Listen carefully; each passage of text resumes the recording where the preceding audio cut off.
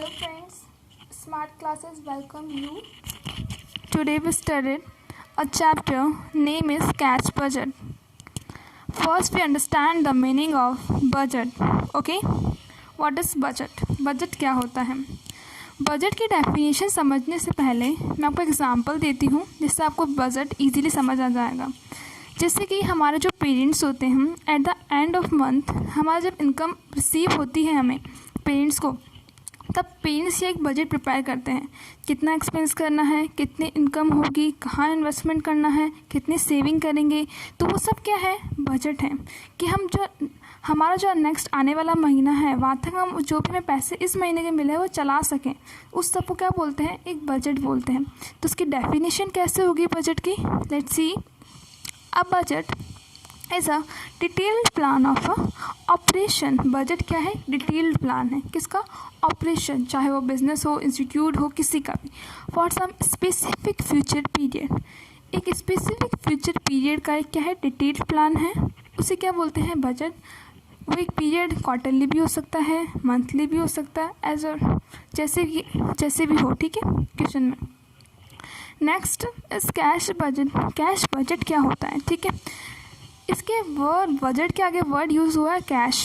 तो ये जो बजट, कैश बजट हम जो प्रिपेयर करते हैं वो ओनली और ओनली कैश से ही रिलेटेड होता है। इसमें सिर्फ कैश आइटम्स आते हैं, non cash items are not included. Okay, so cash budget define कैसी है इसकी। Cash budget is a statement, ये क्या है, एक स्टेटमेंट है विच रिकॉर्ड्स कैश इनफ्लो और कैश आउटफ्लो। ये एक ऐसा स्टेटमेंट है जो कैश का इनफ्लो और कैश का आउटफ्लो रिकॉर्ड करता है, जो कब का likely to take place in a definite future period of time. एक फ्यूचर पीरियड का, एक डेफिनेट फ्यूचर पीरियड का, ठीक है, क्योंकि budget always prepare for the future, not for the present और द पास्ट। ओके, तो सिंपल सा मीनिंग क्या है इसका, एक बजट एक स्टेटमेंट है जो कैश इनफ्लो और कैश आउटफ्लो का रिकॉर्ड करता है एक डेफिनेट फ्यूचर पीरियड के लिए, ठीक है। एक another one definition more, it's same as, what the difference देखो, कैश बजट इज एस्टिमेट, ये एक एस्टिमेट है क्योंकि because budget is prepare for future. For cash receipt और disbursement over various intervals of time, मतलब कैश रिसिप्ट और cash payment का एक एस्टिमेट करते हैं कि भाई इतना हमें खर्चा करना है, इतना हमें पेमेंट है, एक वेरियस इंटरवल, ठीक है, बहुत अलग अलग इंटरवल्स होते हैं, तो हम किसी भी इंटरवल का प्रिपेयर कर सकते हैं। ओके, अब हम जब कैश बजट बनाते हैं तो उसके पीछे कुछ ऑब्जेक्ट होता है हमारा, ठीक है, क्या उद्देश्य है, तो वो क्या है, see first to estimate the firm's cash receipt during the budget period. हम फर्म की कैश रिसिप्ट एस्टिमेट करने के लिए बनाते हैं कि हमें कितनी रिसिप्ट चाहिए, उसकी एस्टिमेशन के लिए बनाते हैं।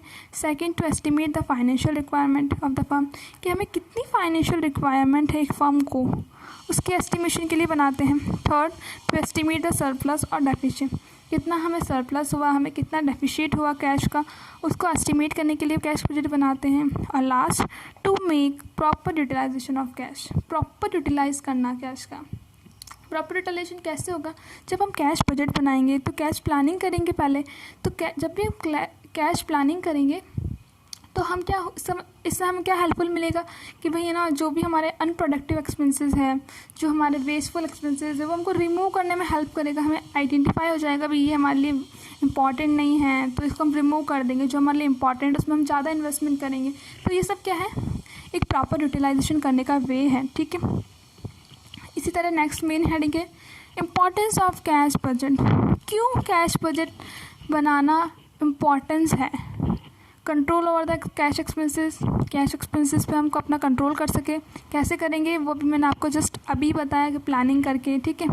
ऑपरेशन विथ मिनिमम कैश, हम बिज़नेस को जो ऑपरेट करेंगे वो मिनिमम कैश से ऑपरेट करने की कोशिश करेंगे। जब हमारे सब वेस्टफुल एक्सपेंसेस हट जाएंगे तो हमारे क्या होगा, एक प्रॉपर यूटिलाइज होगा, तो हमारे सब कैश के ऊपर कंट्रोल हो जाएगा एक्सपेंसेस पे। और हम कोशिश पूरी ये करेंगे कि कम से कम कैश से हम ज़्यादा से ज़्यादा यूटिलाइज कर सके उसको। Another third one is helpful in cash planning, cash planning में भी हेल्पफुल होता है। What is the planning, planning is deciding in advance what to do, when to do, how to do. Okay, this known is planning. Last one is knowledge the factor affecting the cash position.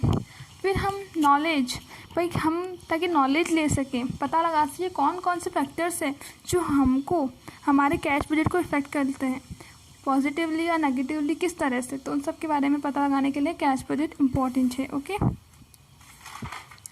Next is methods. There are three methods. First, receipt and payment method. Second, adjusted profit and loss method. Third, project balance sheet method. Okay, so in this video we studied the topic name is receipt and the payment method. Okay, main two heads in this method, that is one cash receipt and another one is cash payment. What is cash receipt? Cash receipt मतलब जो हमें receive हुआ cash के अंदर उसको हम क्या बोलते हैं, कैश रिसिप्ट. ठीक है, तो कैसे कैसे हमको एक बिजनेस में रिसिप्ट होती है कैश रिसिप्ट, तो वो देखेंगे. First, cash receipt from business operation.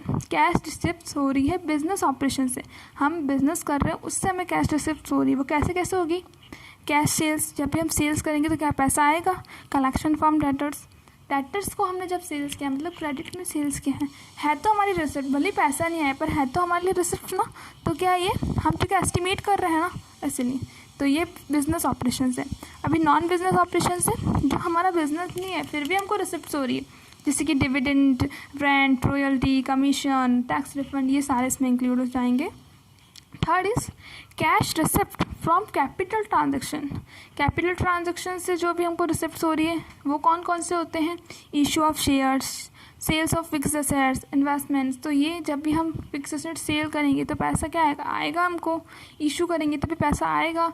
इसलिए इन सब का क्या होगा, ये सब कहाँ इंक्लूड होंगे, कैश रिसिप्ट्स में. ठीक है, next another one heading is cash payment. Cash payment, first payment to the worker, हम वर्कर्स को पेमेंट कर रहे हैं, वेजेस हो या सैलरीज हो. ओवरहेड खर्चा, हमारा एक्सपेंसेस जैसे कि production overhead, factory overhead, okay, administration overhead, तो ये ऑल आर ओवरहेड.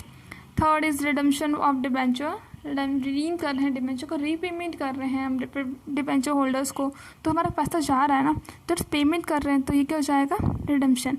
ऐसे और भी हो सकते हैं. ठीक है, तो ये हमारा सारा थ्योरी पार्ट कवर हुआ है. अब नेक्स्ट वीडियो के अंदर प्रैक्टिकल होगा. So please like, subscribe and share the video. Thank you.